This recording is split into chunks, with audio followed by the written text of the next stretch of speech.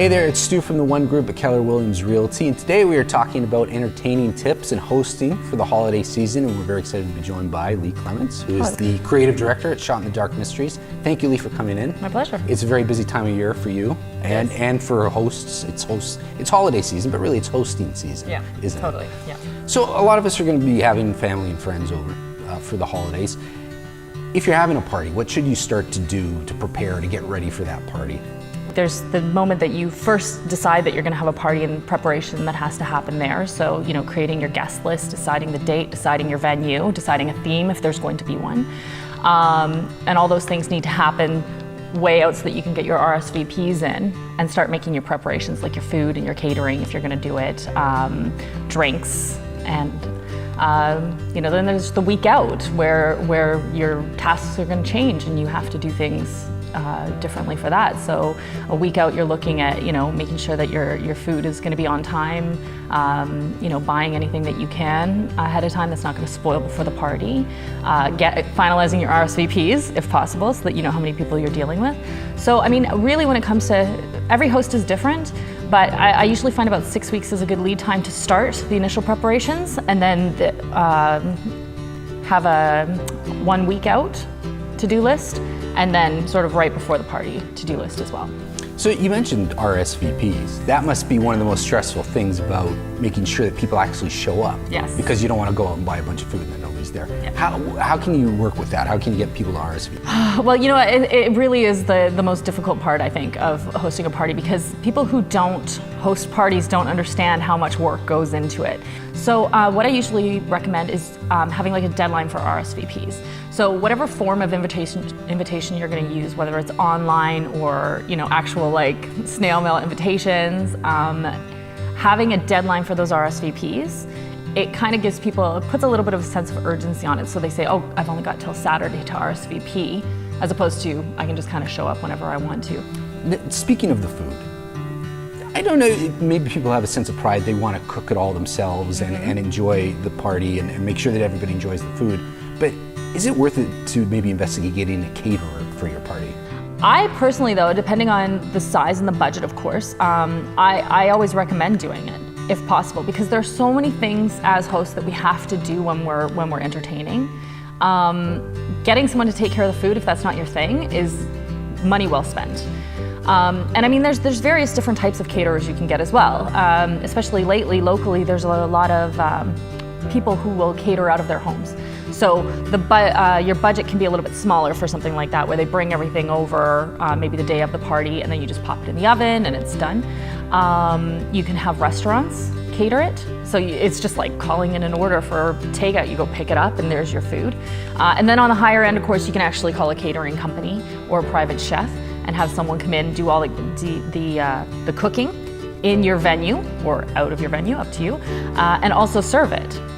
I know that one of the biggest complaints that I hear hosts say is that they can't really enjoy their party or enjoy their guests as much as they would like to because they have all their hosting duties. So, if that's something that a host is experiencing frequently, where they're kind of not looking forward to hosting anymore because they can't enjoy it, then why not spend the money and have someone come in and take care of it so that you can actually enjoy it, like enjoy the time you're spending with your guests. As it comes to music, should you be getting a DJ? Should you be planning the music in advance? Should you have music at all at a party? I think music is vital. It doesn't matter what your venue is or what your reason for having a party is. Music is probably one of the most important things. You can have a last-minute party. Let's say it's a Christmas theme, and no decorations, no food other than maybe some chips and some pizza or whatever. If you have Christmas going and Christmas music going, then that is a Christmas party, right? If you're throwing a Hawaiian party, for example, and you don't need any decorations or anything, if you throw on some Hawaiian music, now you've got a Hawaiian party. So bare minimum, music is super important. And it's so easy these days with streaming services to just like pull up any playlist. And you want to have a 1950s party. You can actually pull up 1950s and have your choice of hundreds of playlists from that era. It sets the mood so perfectly. Yeah, and as you say, you come in and you already feel, as you're walking in the door, you've got a drink, now you feel the mood of the party. Okay, Leigh, we're going to put you in the spot here. All right. 90 seconds. Give us the top 3 absolute must-dos, or top 3 tips that are going to make the party Amazing. Okay. First one would be a tip I got from a girlfriend of mine who's an event planner from Hartengella. Plan something big for 2/3 of the way through the party. So whether that's opening presents, surprise guest, fireworks, one of those planes going by a with plane a banner. with a banner, just something special that's going to kind of move the party through the sort of wrapping up slump and give you something to focus everyone back on 2/3 of the way through the party. Second one would, buffer days, because buffer days are super important. When you're planning a party, always leave one buffer day so that anything that you've forgotten, you can do on that buffer day. So if you want to have your party on Saturday, have everything ready to go by Thursday. And then you have your buffer day on Friday to do handle any crisis or anything that comes up.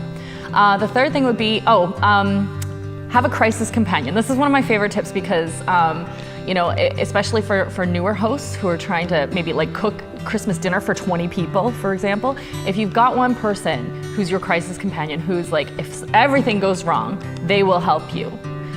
That's one of the best things that when I started throwing events that I had, just have that person who's on call, who's ready to help. Often as guests, especially when we come in the door, we say, is there anything we can do to help? Is there anything I can do to help? People genuinely want to help. But we say, oh, no, we got this, it's fine.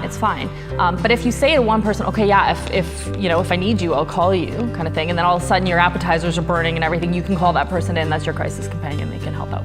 It's like your lifeline, your party lifeline. Thank you, Leigh, very much for coming in today. Some really good information and some helpful tips for hosts, and lots more resources for hosts and party planning in general on your website as well, right? Yes. What's the website? It's www.shotinthedarkmysteries.com. There's lots of articles and things like that under the Art of Party Hosting. Excellent. Thank you, Leigh, very much. Leigh Clements, Creative Director of Shot in the Dark Mysteries. Hope that these tips help you plan a fun event for your holiday season. Thanks for watching. We'll see you next time. Cheers.